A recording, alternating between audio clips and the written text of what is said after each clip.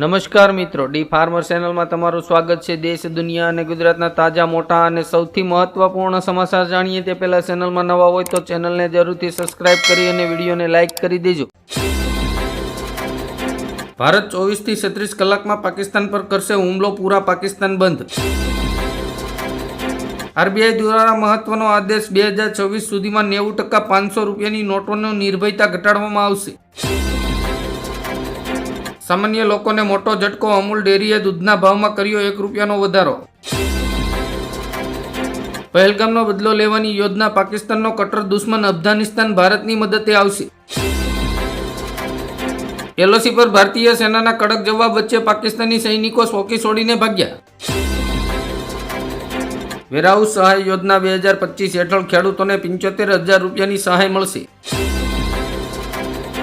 સુભાષ પાના લઘુમતી સેલના તમામ વરિષ્ઠ અધિકારીઓએ એક સાથે 200 થી વધુ નેતાઓએ રાજીનામું આપ્યું।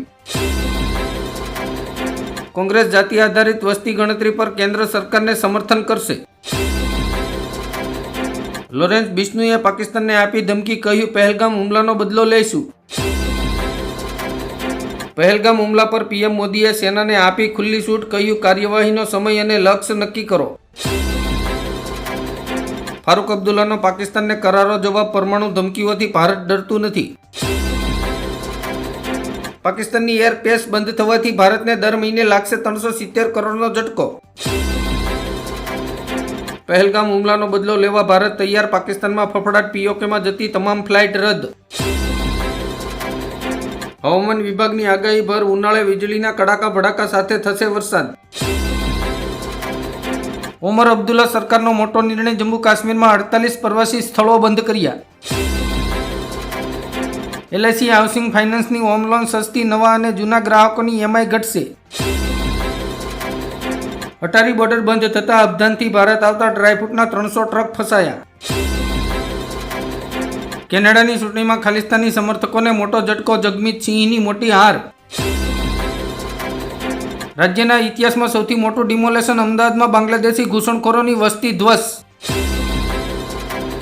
પીએમ મોદીએ માર્ક કાર્નીને કેનેડાના વડાપ્રધાન તરીકે ચૂંટાવા બદલ પાઠવ્યા અભિનંદન। CAITએ 1 એપ્રિલથી પાકિસ્તાન સાથે કોઈપણ બિઝનેસ ડીલ નહીં કરવાનો નિર્ણય કર્યો।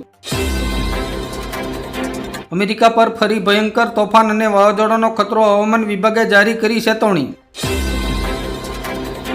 દિલ્હીમાં પ્રાઇવેટ સ્કૂલોની ફીમાં વધારો કરવા બદલ 10 લાખ રૂપિયાનો દંડ, રેખા સરકારે પસાર કર્યું બિલ। પહેલગામ એટેક પછી પાકિસ્તાનમાં આર્થિક સંકટ, શેરબજારમાં 70,000 કરોડનું નુકસાન। સમાજવાદી પાર્ટીના સાંસદ અફઝલ અંસારીએ પટણામાં તેજસ્વી યાદવ સાથે કરી મુલાકાત। આર્મી, નેવી અને એરફોર્સને પીએમ મોદીએ આપી ખુલ્લી છૂટ, તમને યોગ્ય લાગે તે કરો। એટીએમમાંથી પૈસા ઉપાડવા થશે મોંઘા, 1 એપ્રિલથી દરેક ટ્રાન્ઝેક્શન પર ચૂકવવો પડશે 19 રૂપિયાનો ચાર્જ। વૈભવ સૂર્યવંશી માટે નીતિશ સરકારની મોટી જાહેરાત, ઐતિહાસિક સદી માટે 10 લાખ રૂપિયાનું આપ્યું ઇનામ। તમામ ઇલેક્ટ્રિક વાહનો માટે મહારાષ્ટ્ર સરકારની મોટી જાહેરાત, એક્સપ્રેસ વે પર હવે નહીં ભરવો પડે ટોલ ટેક્સ। પાકિસ્તાન દ્વારા ભારતીય સેનાની વેબસાઇટ પર સાયબર હુમલાનો પ્રયાસ। પાકિસ્તાનના પૂર્વ પીએમ નવાઝ શરીફે શાહબાઝ શરીફને આપી સલાહ, કહ્યું ભારત સામે પડતા નહીં તો ખાવા ખીચડી પણ નહીં રહે। ભારતે પાકિસ્તાનને આપ્યો $500 મિલિયન ઝટકો, ભારતના વેપારી મંડળે વેપાર બંધ કર્યો। ભારત પાકિસ્તાન સરહદ પર 0 ઝોન તરીકે ઓળખાતા પંજાબના ક્ષેત્રમાં ખેતરો ખાલી કરવાનો આદેશ આપ્યો।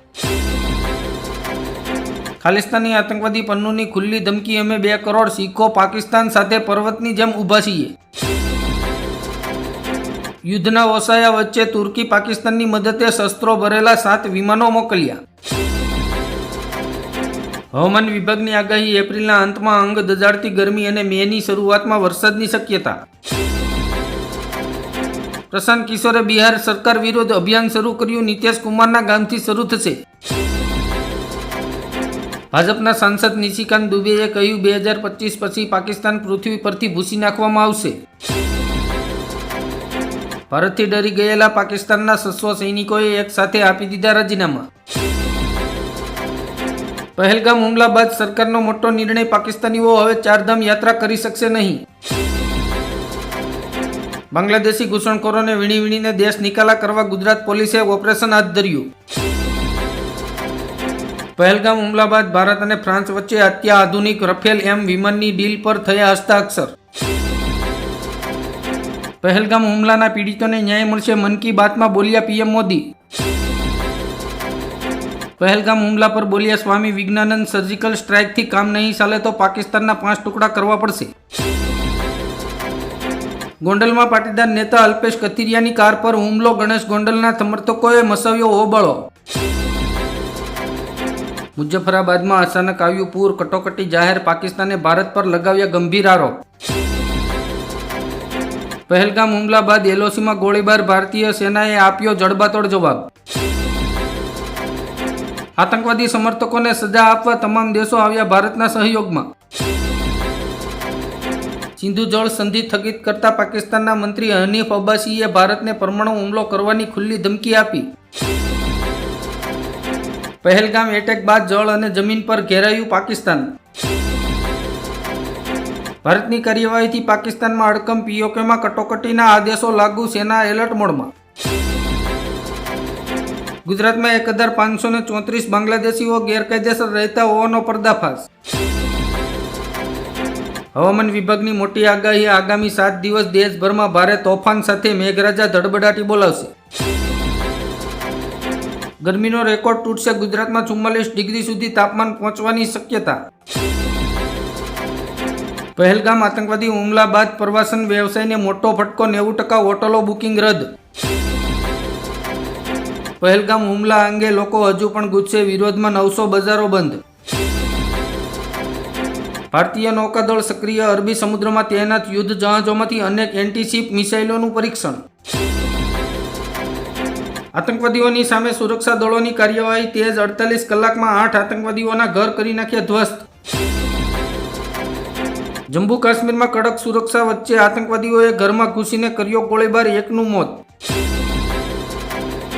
ગુજરાતનું પ્રથમ ગોલ્ડ એટીએમ સુરતમાં શરૂ, હવે 24 કલાક 1 ગ્રામથી 25 ગ્રામ સુધી સોના ચાંદીના સિક્કા ખરીદી શકશો. સિંધુ નદીનું પાણી પાકિસ્તાન જતા રોકવા માટે ભારતે તૈયાર કર્યો માસ્ટર પ્લાન. ગુજરાતના વહીવટી માળખામાં આવશે મોટો બદલાવ, સરકારી ઓફિસો સવારે 9:30 વાગ્યે ખુલી જશે. દેશની 15 બેંકોનું વિલીનીકરણ થશે, 1 મેથી રાજ્યમાં ફક્ત એક જ બેંક હશે, આરઆરબી. સામાન્ય માણસના ખિસ્સા પર વધુ એક માર, સરકારે પેટ્રોલમાં 8 રૂપિયા અને ડીઝલમાં 7 રૂપિયાનો વધારો ઝીક્યો. સરકાર દેશભરમાં ડુંગળીના સંગ્રહ માટે 90 કેન્દ્રોની સ્થાપના કરશે. રેવત રેડ્ડીએ પીએમ મોદીને કરી અપીલ, પાકિસ્તાનને 2 ભાગમાં વહેંચો અને પીઓકેને ભારતમાં ભેળવી દો. નીતેશ રાણાનું વિવાદાસ્પદ નિવેદન, કહ્યું જો ધર્મ પૂછીને તેઓ ગોળી મારતા હોય તો તમે ધર્મ પૂછીને કેમ સામાન ન ખરીદી શકો.